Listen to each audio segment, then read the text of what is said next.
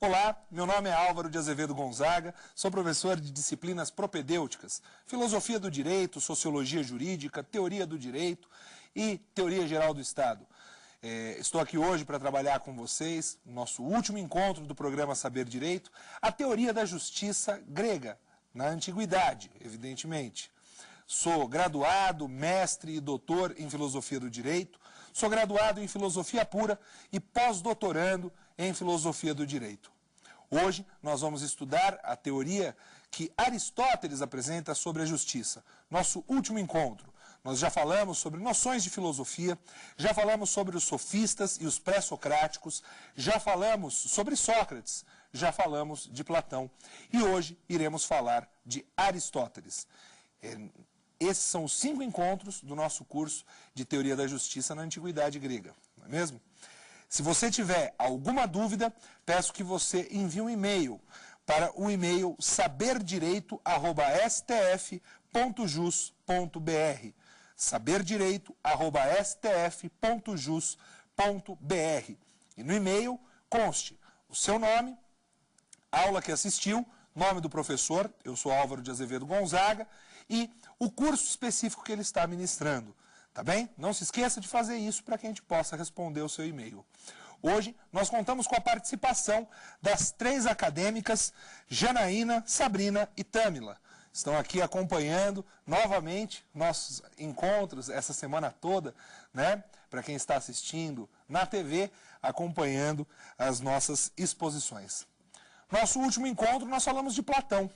Vimos que Platão apresenta um modelo mais idealista de organização social, sem abandonar a tentativa, pelo menos, de aplicar na realidade a sua teoria. Então, nós trabalhamos com vocês o pensamento platônico. Falamos, né, da importância do seu pensamento, da atualidade do seu pensamento, não é mesmo? E espero que vocês se lembrem das 3 fases do pensamento dele, né? Primeira fase, os diálogos socráticos. Segunda fase, os diálogos médios. E terceira fase, a maturidade. Primeira fase, nós falamos de Protágoras. A segunda fase, nós falamos da República. E a terceira fase, nós falamos das leis. Destacamos esses temas para vocês e conseguimos trabalhar aí um mínimo da teoria da justiça no pensamento platônico. E na aula de hoje, nós iremos trabalhar o pensamento aristotélico. Aristóteles, um grande filósofo de sua época, nasceu em Estágira. Pode ser considerado como um dos maiores filósofos da história da Grécia. Foi discípulo de Platão, mas rompeu com esse, apresentando sua própria teoria. Chamam Aristóteles de um pensador plural. Por quê? Não só por ter diversos pensamentos, mas por atuar em diversas áreas. Ele atuava na astronomia, na zoologia, na biologia, na história natural, na retórica, na poesia, na metafísica, na lógica, cansa até de falar, né, gente? E na filosofia. Aristóteles atuou em diversas áreas, escreveu sobre diversos assuntos. Professor, o senhor me disse que Aristóteles é um pensador antigo e que foi discípulo de Platão. Ele difere do pensamento platônico? Talvez a gente possa entender que Platão é classificado como idealista por conta de Aristóteles, porque Aristóteles é classificado eminentemente como um realista. Daí reside a grande diferença do pensamento aristotélico e do pensamento platônico, o que se chama de dianoieses e anoieses. Esses nomes você não precisa decorar. O importante disso é o quê? Platão parte da ideia para a realidade. Aristóteles parte da realidade para a ideia. Há uma diferença. Platão, ideia para a realidade. Aristóteles, realidade para a ideia. O caminho que eles percorrem são caminhos diferentes. Ou em sentidos diferentes, mas o caminho é o mesmo. Da ideia para a realidade, da realidade para a ideia. Existe uma ilustração em que Aristóteles é muito mais o pé, a realidade, e Platão é muito mais a cabeça, a ideia, né? Ele está preocupado em propor um modelo ideal. Aristóteles estuda na filosofia diversos temas. O principal tema em destaque para a discussão da questão da justiça está ligado a que questão? Está ligado à questão da ética. Aristóteles escreve vários livros sobre ética. Ética Eudêmio, Ética Maior e a obra máxima, né, de Aristóteles, que é a Ética a Nicômaco. Né? Nicômaco ou Nicômacos? Já havia grafia das duas maneiras, com S no final e sem S no final. Prefiro falar Nicômacos. Eu vou falar com um S, mas já havia grafia sem S também. Então, que fique aí tranquilo quem usar com ou sem S o Nicômaco, tá certo? Ou Nicômacos. Ética a Nicômacos é uma obra importantíssima do pensamento aristotélico para quem é do campo do direito. É nessa obra que ele começa a apresentar algumas questões que reverberam muito no direito. Aliás, o Rui Barbosa produziu uma frase a partir de uma questão relacionada à equidade no livro 5 da Ética Nicomaqueia, né? Uma frase que, para quem estuda direito, seguramente já ouviu. Para quem ainda vai estudar direito, é uma frase que você ouvirá e muitas vezes. Tratar igualmente os iguais, desigualmente os desiguais, na medida de suas desigualdades. A gente vai chegar lá falando disso. Mas antes, eu quero fazer algumas considerações com relação a essa Ética Nicômacos. Primeira coisa, quem era Nicômacos? Nicômacos era filho de Aristóteles. Trata-se de notas de aula que Aristóteles toma. Trata-se, então, de notas de aula que o filho de Aristóteles toma, aprendendo com seu pai o que é ser uma pessoa ética. Olha que legal, olha que interessante. Pergunte a Aristóteles o que é ser ético, e ele diz a seu filho o que é ser ético. Esse livro, portanto, é um modelo ético que Aristóteles apresenta para o seu filho Nicômacos.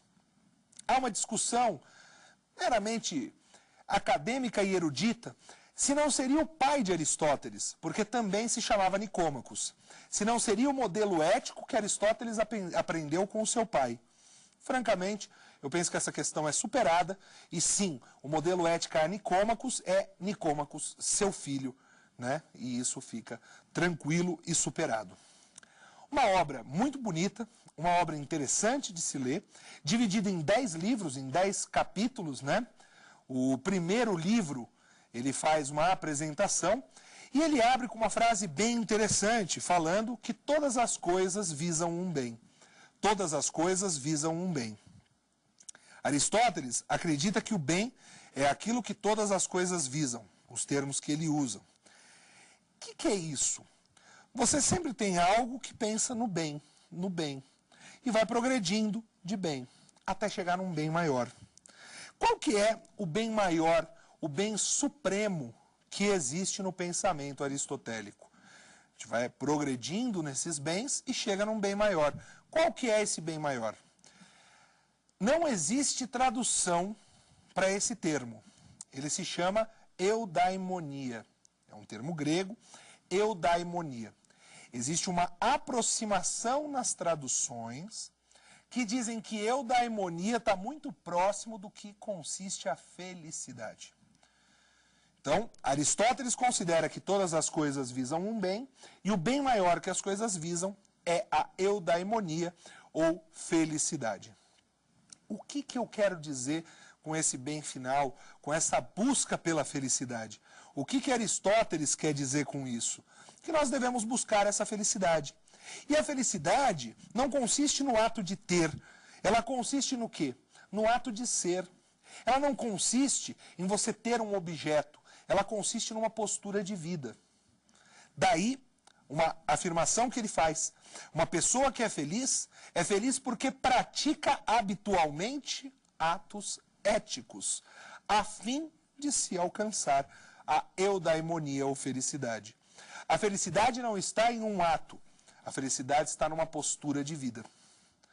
Vocês podem ter algum amigo de vocês que, por exemplo, acredite que felicidade é ter o carro do ano. E quando ele compra o carro do ano, ele já sabe que ano que vem ele vai ficar triste. Por quê? Porque se felicidade é ter o carro do ano, de nada adianta, né? De nada adianta que no ano que vem ele vai ficar triste. Ou então, felicidade significa o quê? Posse, poder. Infelizmente, não é o bem maior. O bem maior está acima disso. O bem maior está no hábito de buscar essa eudaimonia, de buscar essa felicidade, né? Então, Aristóteles fala muito da questão da felicidade. E ele faz uma bipartição da alma. O que é essa bipartição da alma? Ele vai trazer uma divisão da alma em virtudes ou excelências. E aqui cabe uma observação. Virtude e excelência pode ser vista como termo sinônimo, mas os tradutores gostam de sempre criar uma celeuma, né? Se você for verificar, a tradução mais tradicional que nós temos da obra Ética Nicômaco, ela é feita, né, exatamente aonde? Pelos Pensadores, né, a coleção Os Pensadores, de 1973, e também uma tradução tradicionalíssima da década de 90, da Universidade de Brasília, da UNB. São feitas duas traduções. Em uma, da UNB, se diz excelência, e na dos Pensadores se diz virtude. Então, a alma se divide em duas virtudes ou excelências. Eu não vou discutir qual a melhor posição, o melhor nome. Pode ser que ora eu fale virtude, ora eu fale excelência. Tá bem? Quais são, então, as duas virtudes ou excelências da alma? A virtude moral e a virtude intelectual. Pedindo licença para fazer uma aproximação quando explicar o que consiste na virtude moral e a virtude intelectual. A virtude moral, ela está ligada ao sentimento, ao sentir. A virtude intelectual, ela está ligada à razão, ao intelecto, à ciência. Para Aristóteles, a alma é dividida em duas partes. E ética é a pessoa que consegue agir com essas duas virtudes ou excelências, com a cabeça e com o coração. Lógico que ele não usa o termo coração e cabeça. Eu estou aqui fazendo uma aproximação. Novamente, eu faço essa advertência. A pessoa que consegue agir com excelência moral e excelência intelectual, age de maneira ética. Veja, um juiz, quando vai julgar, ele sente aquela situação, racionaliza e exara.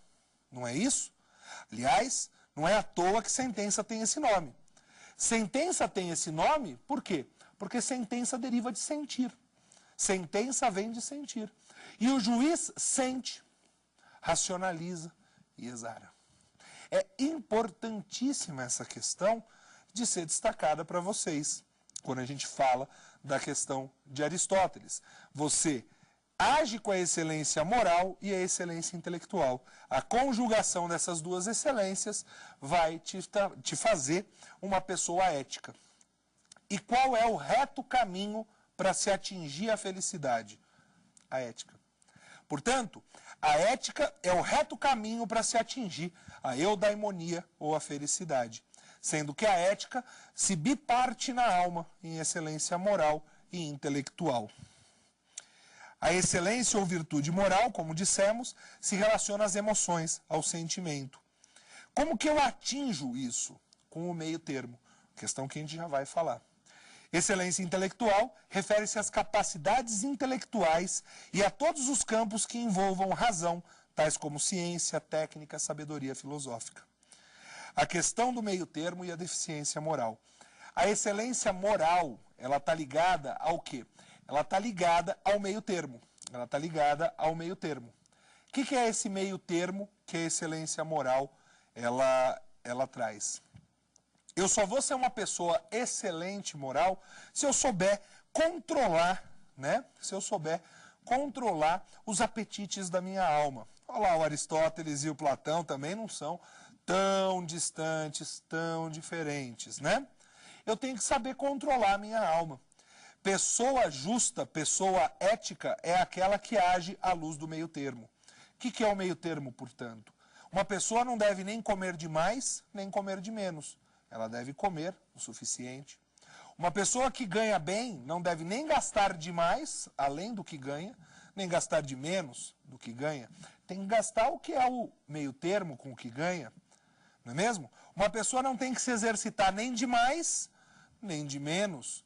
Ela tem que se exercitar o suficiente para a saúde do seu corpo. É assim que funciona, né? Todos devem buscar esse meio termo.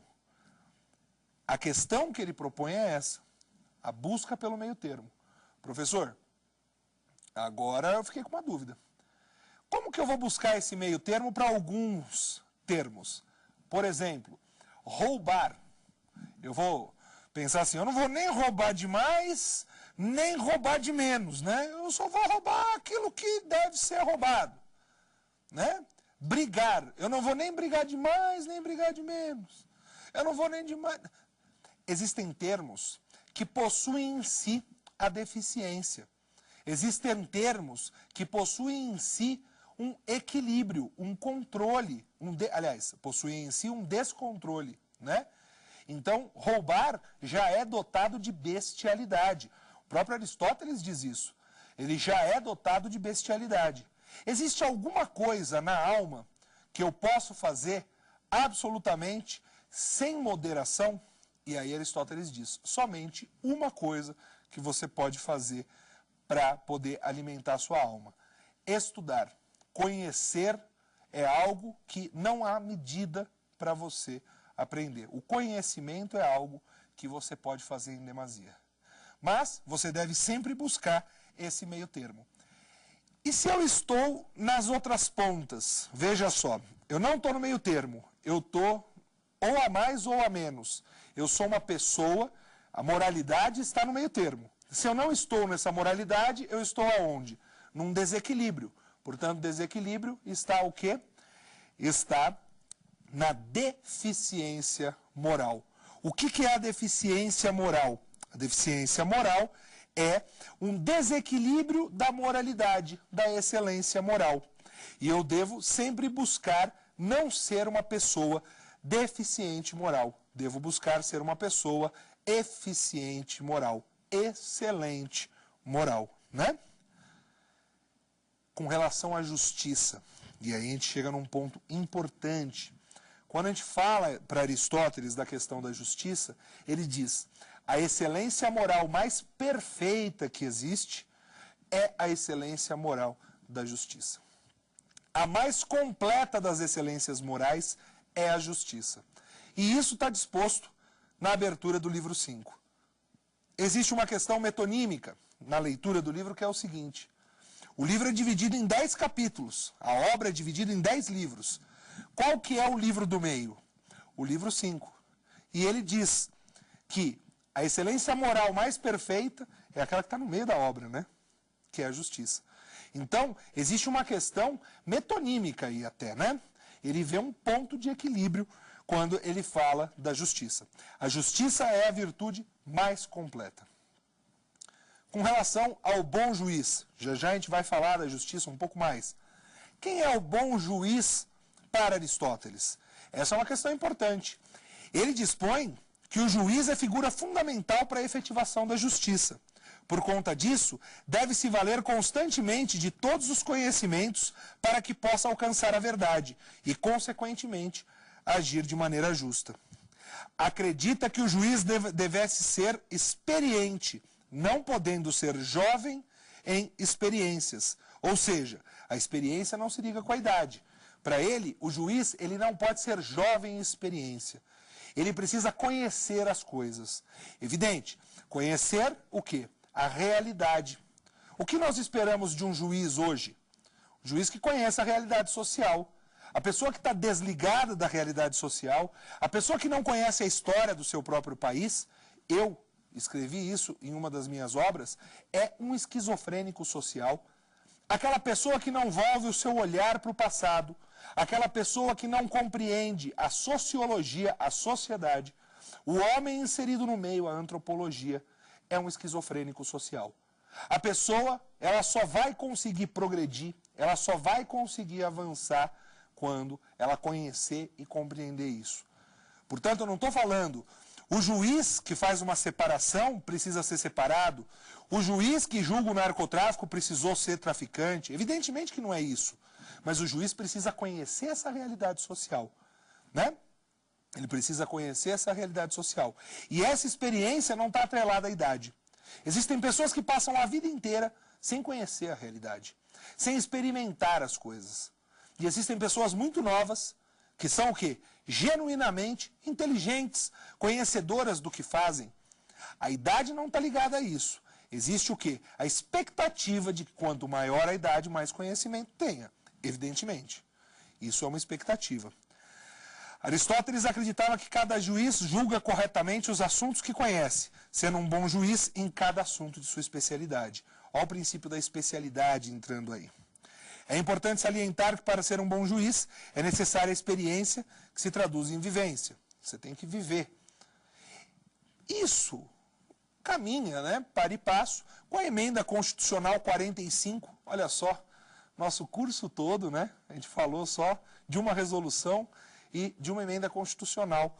A emenda constitucional 45, que altera, salvo melhor juízo, salvo engano, o artigo 93 e o 129 da Constituição Federal, no que tange a experiência profissional para ingresso na carreira da magistratura e do Ministério Público. O artigo 93 e o 129. Há uma alteração desses dispositivos, exigindo experiência mínima profissional de 3 anos para você ingressar na carreira. Olha que interessante. Isso tem a ver com o que o Aristóteles propôs. Ó, antes de Cristo, né? O Aristóteles propôs isso antes de Cristo. Acredita que o juiz é uma figura fundamental, necessária, e, à época dele, acredita que o juiz deva ser equidistante. Ele não deve tomar partido. Ele não deve se posicionar. Ele tem que ser equidistante. Legal? Falamos do juiz, falamos dos juízes, agora a gente precisa falar dos tipos de justiça. Quais são os tipos de justiça para Aristóteles, né? E aí eu preciso que você fique atento agora que a gente vai fazer algumas ramificações. A primeira é a justiça em sentido geral. A justiça em sentido geral. Ela se divide na justiça em sentido estrito, na justiça política, e existe uma classificação do professor André Franco Montoro, que eu faço aqui de maneira livre, evidentemente, é muito mais um comentário do que Aristóteles classificando dessa forma, que é a chamada justiça social. Portanto, existe a justiça em sentido estrito, a justiça política e a justiça social. Justiça em sentido estrito, política e social. A justiça em sentido estrito pode ser dividida em distributiva ou condecorativa, distributiva ou condecorativa, e a justiça em sentido estrito pode ser dividida em corretiva ou comutativa. Então, justiça em sentido estrito, distributiva ou condecorativa e corretiva ou comutativa. A justiça corretiva ou comutativa pode ser dividida em voluntária ou involuntária. Voluntária ou involuntária. A justiça política pode ser dividida em legal e natural. A justiça política em legal ou natural. Para você que está anotando, vamos lá então, vamos falar mais uma vez. A justiça em sentido geral divide-se em sentido estrito, política e social. A justiça em sentido estrito divide-se em distributiva ou condecorativa e em corretiva ou comutativa. Essa justiça corretiva ou comutativa subdivide-se em voluntária ou involuntária. A justiça política divide-se em legal ou natural. Tá certo? Anotadas as divisões, vamos falar um pouquinho de cada uma dessas justiças para Aristóteles. Vamos lá? Então, vamos começar falando da justiça em sentido geral. A justiça em sentido geral é aquela que ataca a excelência e a deficiência moral em seu todo com relação ao próximo. Para quem gosta de anotar, é aquela que ataca a excelência e a deficiência moral em seu todo com relação ao próximo. Essa é a justiça em sentido geral, ampla, ataca em seu todo. A justiça em sentido geral se ramifica. A primeira ramificação é a justiça em sentido estrito, como eu falei para vocês, que se subdivide em distributiva ou condecorativa e corretiva ou comutativa. Justiça em sentido estrito, distributiva ou condecorativa. O que é a justiça distributiva ou condecorativa? É aquela em que o sujeito recebe o quê? Recebe um prêmio da cidade, recebe um prêmio da polis ao produzir algum ato, ao agir de alguma maneira, a fim de ser condecorado pela cidade, pela polis. Um exemplo, eu vou para uma guerra, luto nessa guerra, venço a guerra. Quando eu volto, a polis tem uma dívida comigo. Ela precisa adimplir essa dívida comigo, não é mesmo? Ela precisa pagar aquilo que me deve, de acordo? Ela precisa me condecorar, distribuir justiça. Poxa, ok, a gente não está muito em época de guerra no Brasil, né, professor? Teria como você aproximar isso para os nossos dias? Alguns estados no Brasil, eles oferecem um sistema premial para aqueles que pedem nota fiscal, né? Nota fiscal, eu sou de São Paulo, né? Eu resido em São Paulo, existe a nota fiscal paulista, em que você pede o CPF na nota e eles revertem uma parte desse imposto como um prêmio para você. Eles estão o quê? Condecorando você que contribui à arrecadação dos cofres públicos. Isso é um exemplo de justiça distributiva ou condecorativa. Evidente, você tem que ser condecorado na medida da sua coragem, na medida do seu ato. Pedir a nota fiscal é praticamente, se não é, a sua obrigação. Mas, porque algumas pessoas não pediam, há esse estímulo. E óbvio que você vai receber um valor muito pequeno do montante. Não vai também, né, se locupletar pedindo notas fiscais. Mas é evidente que você vai receber e ser premiado. Isso é a justiça, em sentido estrito, distributiva ou condecorativa. Já a justiça corretiva ou comutativa, ela se subdivide em voluntária ou involuntária.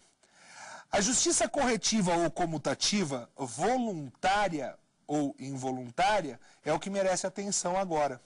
A justiça, em sentido estrito, corretiva ou comutativa, voluntária, está ligada à vontade das partes.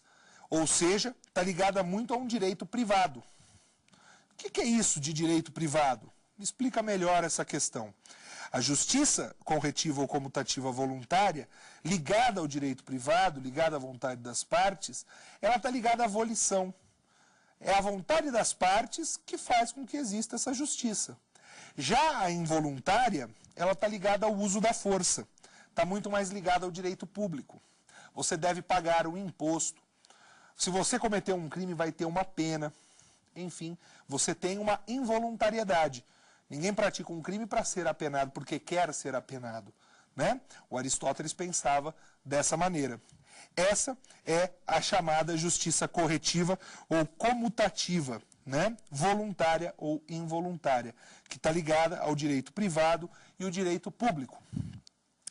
Já a justiça política, até aqui espero que esteja ficando claro, vamos falar agora da justiça política. A justiça política, ela pode se dividir em legal ou natural. E aqui existe uma grande discussão dos céticos e dos dogmáticos, né? Uns eram pela legalidade, outros eram pelo direito natural. Vocês já devem ter estudado, se não estudaram, ainda não ingressaram no curso de Direito, existe o direito natural. Volto a relembrar com vocês. É aquele que está na natureza, é a participação divina na inteligência do homem. Então, nós temos o quê? Nós temos esse direito legal, esse direito político, legal ou natural. Esse direito político, essa justiça política legal, está ligada ao direito particular. Essa justiça política natural está ligada ao direito universal. O que é um? O que é outro, né? O direito particular é aquele que leva em consideração cada localidade, cada ramificação. Então, nós temos uma cultura brasileira e uma cultura grega. Uma cultura grega e uma cultura romana. Uma cultura romana e uma cultura portuguesa. Cada lugar vai ter uma legislação. Por quê? Porque a justiça política legal, ela está ligada ao direito particular. Por outro lado, se nós verificamos algo universal, como, por exemplo, o direito à vida, a dignidade da pessoa humana, nós temos o quê? Nós temos um direito universal. Nós temos um direito natural. Aristóteles verificava que existiam questões naturais e questões legais. Existiam legislações que eram absolutamente particulares e legais. E legislações naturalmente universais. Naturalmente universais. Então, cumpre aí o Aristóteles com o seu papel nessa observação da justiça política. Além da justiça política, Aristóteles traz a justiça doméstica. Eu, francamente, não sei se na ramificação falei para vocês, a justiça em sentido estrito, política, existe a justiça doméstica. O que é a justiça doméstica? É aquela justiça que você tem, né? É a justiça que você tem para com o seu escravo no âmbito familiar, para com o seu particular, para com aquela pessoa que reside com você, com o seu filho, com sua esposa, à época de Aristóteles. É preciso fazer uma observação importante para vocês. A justiça doméstica, portanto, ela cumpre com um papel relacionado também à discussão da escravidão. Me explica melhor isso, Álvaro. Como é que esse negócio, ele era a favor da escravidão? Aristóteles, por ter nascido naquele meio, considera a escravidão como algo natural. Ele está certo? Ele está relatando uma coisa que ele acredita. Aí é que está. Isso é o que pensa Aristóteles pelo meio em que ele nasceu, né? Não dá para dizer que ele acertou ou errou. Era tão intrínseco à sua realidade que ele acreditava na escravidão como algo natural. Por fim, a gente passa da justiça doméstica para a justiça social. Essa é a justiça aí que eu faço adaptação a partir da doutrina do professor André Franco Montoro. O professor André Franco Montoro, quando fala da justiça social, liga essa justiça à equidade. Não à média aritmética que atualmente as pessoas costumam aplicar. Aristóteles, quando faz a explicação da justiça aritmética, né, que está muito mais ligada àquelas primeiras que nós vimos, ele diz o seguinte: no meio termo existe o quê? A paz social. Se eu pratico um delito, eu crio uma instabilidade social. A balança pende. Se eu cometo um delito, eu crio uma instabilidade social. Então eu preciso do quê? De uma pena proporcional ao tamanho do delito. Eu preciso de uma pena proporcional ao tamanho do delito para reestabelecer a paz social. Estou fazendo aqui bem na minha cara mesmo para vocês verem. Aqui está o quê? O meio termo, a paz social. Cometo um delito, tem uma instabilidade. Eu preciso do quê? De uma resposta do tamanho do delito. Pena proporcional para reestabelecer a paz social. Entenderam? Isso é a justiça aritmética. E na maioria das vezes a justiça aritmética é absolutamente aplicável. E se houver uma desigualdade entre essas pessoas? E se houver uma desigualdade entre essas pessoas? Aí fica uma dúvida, aí fica um questionamento. Pensemos aqui, vocês que estão nos acompanhando. Imagine que eu tenho um bolo de chocolate para dividir entre duas pessoas. Aritmeticamente, vocês sabem qual é a resposta, não? Qual que é a resposta? Metade para cada um. E se eu disser a vocês, uma dessas pessoas é diabética? O que você vai dizer? Ah, aí, Álvaro, você tem que tratar igualmente os iguais, desigualmente os desiguais na medida de suas desigualdades. Quem é diabético não pode comer o bolo, né? Ou ainda, imagine que uma pessoa não gosta de bolo. Você vai dar todo o bolo para outra. Você pode reequilibrar essas relações. Essa justiça social, ela visa o quê? Diminuir as desigualdades. Diminuir as desigualdades. Aliás, muitas obras a gente vem comentando aqui com vocês. Uma obra imprescindível para a leitura dos bacharelandos em direito, dos bacharéis em direitos e daqueles que querem ingressar no direito, já digo, é uma obra um pouco mais difícil a leitura, né? É uma obra curta, mas de difícil leitura. É a fantástica obra do professor Celso Antônio Bandeira de Mello, O Conteúdo Jurídico do Princípio da Igualdade. Lá, o professor Celso Antônio Bandeira de Mello, com muita clareza, propriedade e a maestria que esse docente possui, ele expõe, né, como você pode discriminar no sistema jurídico brasileiro. Essa é uma pergunta que às vezes gera uma certa angústia. O sistema jurídico brasileiro permite discriminar? Sim, permite. se a discriminação for positiva. O que é discriminar? Discriminar é diferenciar. Você pode, no ordenamento jurídico, discriminar alguém. Você pode, no sistema que nós temos, discriminar uma pessoa, se for a fim de diminuir as desigualdades. Como assim? Me dê um exemplo. Pessoa deficiente física. Uma pessoa deficiente física, ela tem rampas de acesso nas calçadas. É um tratamento diferente a essa pessoa? É. Mas por que elas têm rampas de acesso? Porque o acesso delas é mais difícil que o nosso, que não somos deficientes físicos. Nós conseguimos nos locomover com mais facilidade. As pessoas que possuem deficiência física, não. E aí? Você precisa diminuir essa dificuldade. Você discrimina? Discrimina, você diferencia. Discriminar é diferenciar. Quando vocês vão no restaurante, pede a conta, o garçom pergunta, quer que discrimine a nota?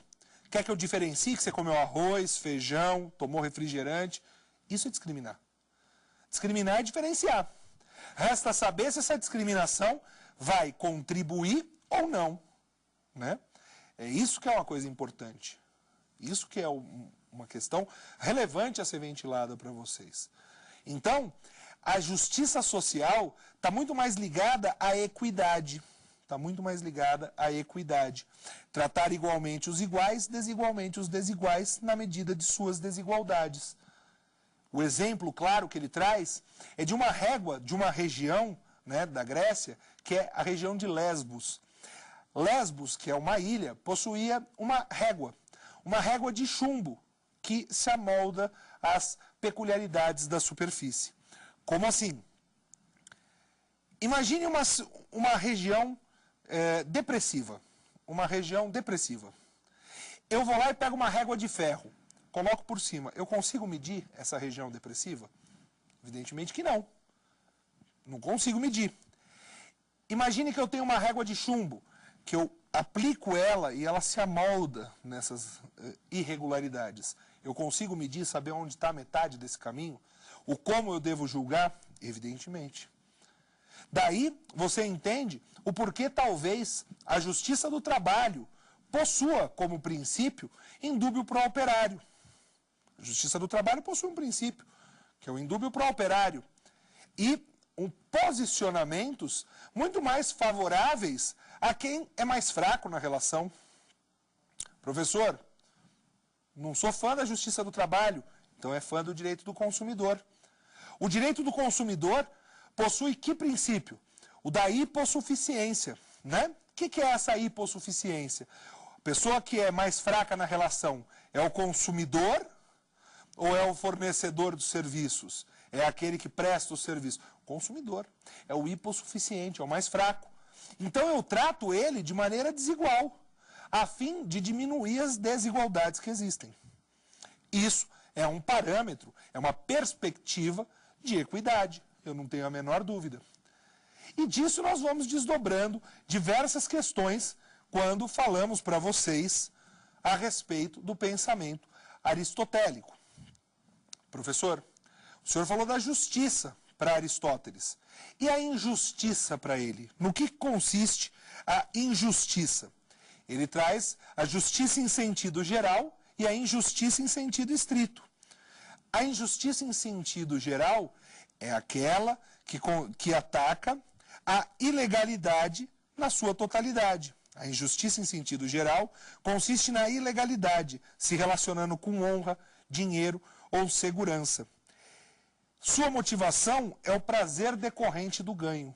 Isso é uma injustiça. O sujeito tem prazer nisso.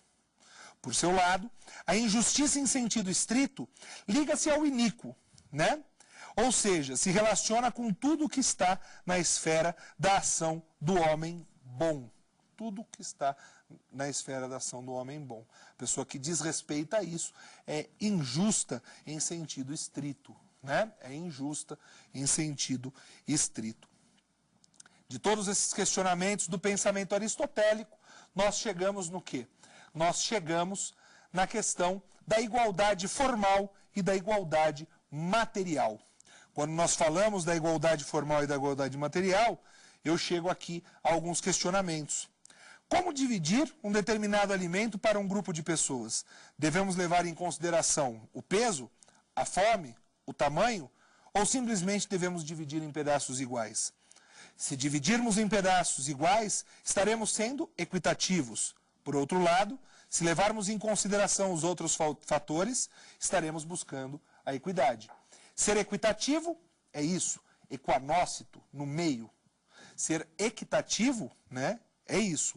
E ser equitativo, a equidade, eu vou levar em considerações as irregularidades. Aristóteles explica a diferença entre a equidade e o equitativo na distinção da régua de ferro e a régua de chumbo usada em Lesbos. Uma régua que era utilizada na construção de grandes monumentos e edificações de pedras na ilha de Lesbos, na Grécia. Tal régua adaptava-se aos desníveis, imperfeições e especificidades na pedra.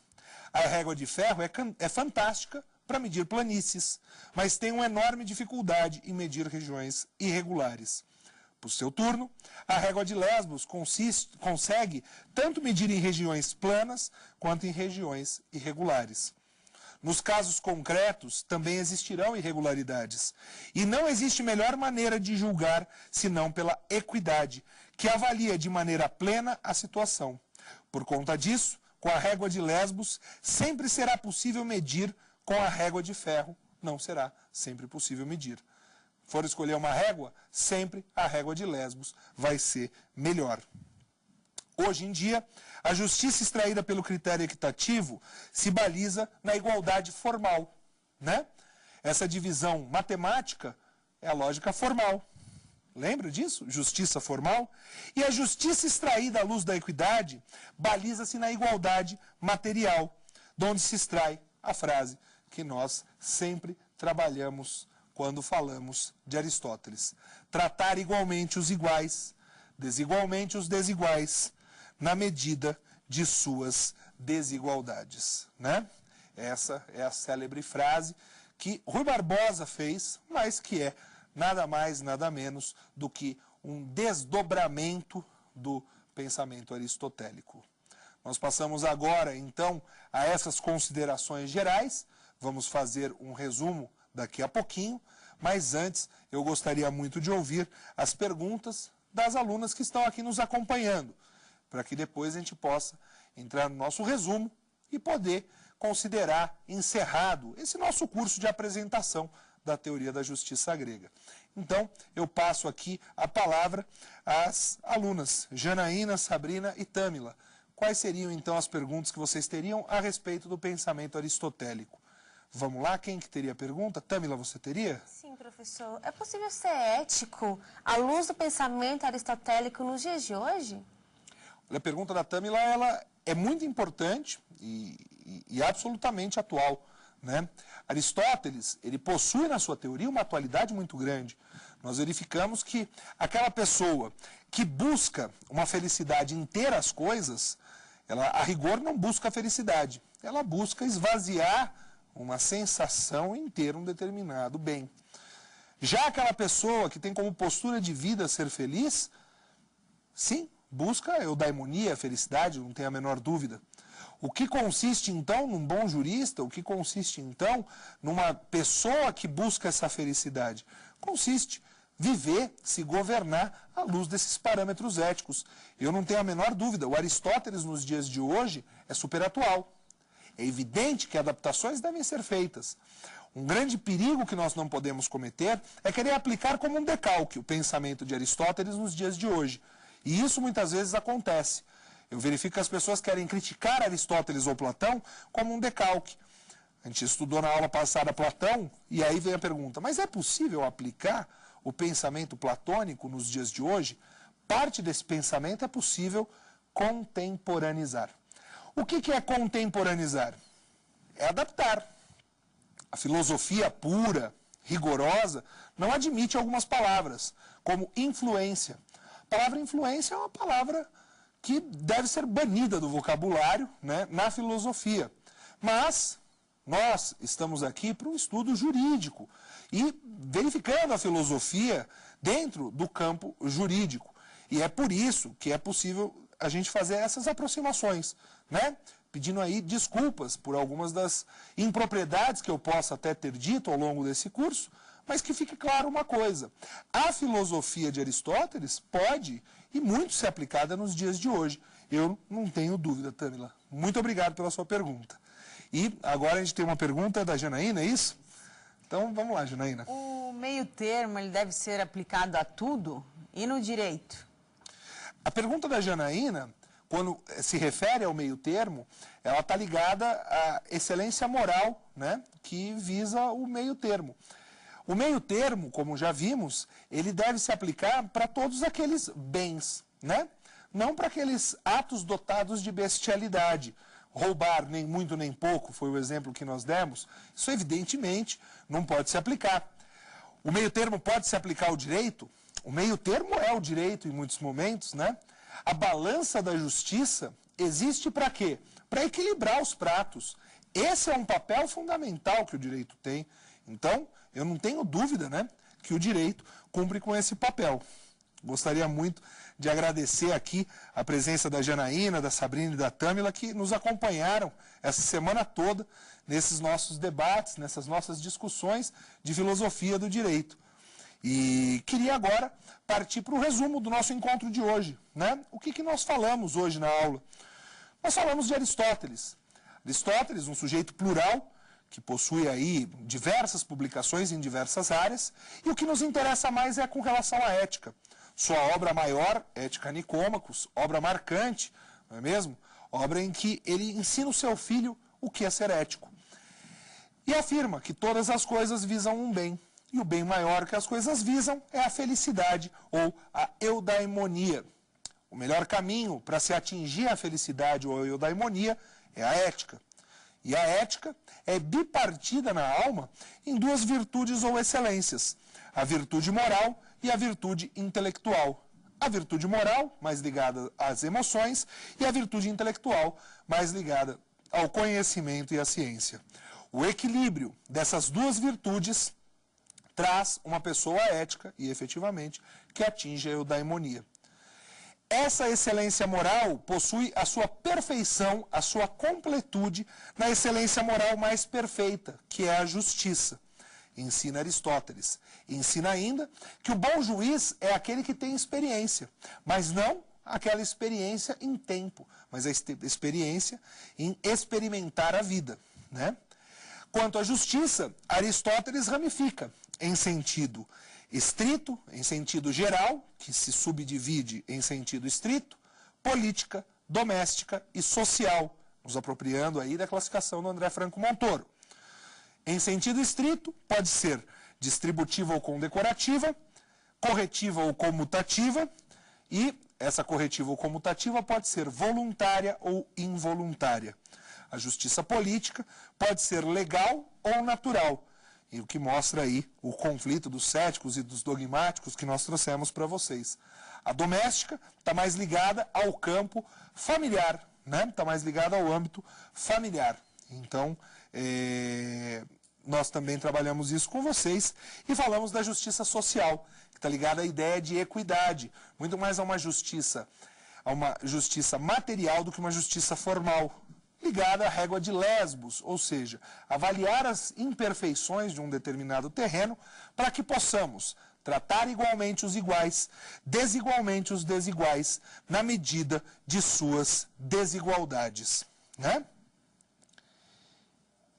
Bem, feito o nosso resumo da aula, nós chegamos aqui ao final do nosso curso e qualquer dúvida, observação com relação ao curso, com relação ao professor, qualquer coisa, mande um e-mail para saberdireito@stf.jus.br, saberdireito@stf.jus.br.